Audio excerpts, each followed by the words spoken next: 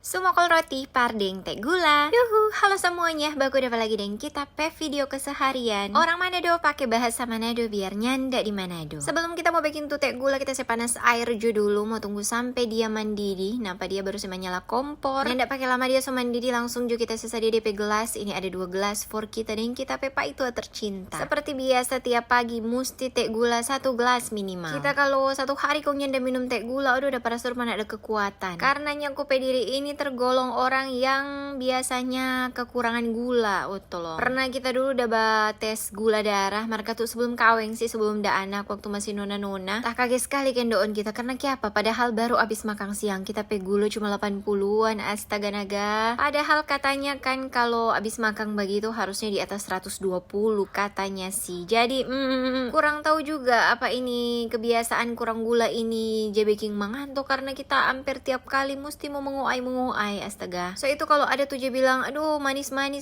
baking teh gula, aduh batenangon nih. Kita ini tergolong kekurangan gula, jadi memang mesti minum teh gula harusnya, jangan sumaput kendoon. Apalagi ini kerjaan di rumahnya ndak habis-habis iyo to, baking ini baking itu, basuar-suar, odoh. Kong kalau tuh gula darah rendah, bahaya itu iyo to. Kong ini kita soklar baking teh gula, kita taruh dulu DP gula pada DP tampak. Kong lanjut mau goyang-goyang nih teh gula. Dia pe airnya ndak Ricky full di gelas lagi, karena kita mau secampur dengan air dingin supaya boleh mau minum. Karena kalau panas-panas, oh tolong nanti 1 jam baru boleh minum lah makin doon. Ya memang biasanya kita baking DP air kurang lebih 3/4 dari gelas lah, kong full dengan air dingin supaya boleh mau minum. Iyo tuh nyanda tunggu lama-lama. Kong oke teh gula jadi begini, kita mau baking DP selanjutnya. Rupanya kita udah bilang tadi kita mau baking roti DP isian selai coklat jo. Napa kita ambil DP selai, nyanda usah nyumu merek kang, pokoknya selai coklat. Semprot dulu ke sana tuh tangan supaya katu jadi bersih iyo to. Kong mari jo mau baking roti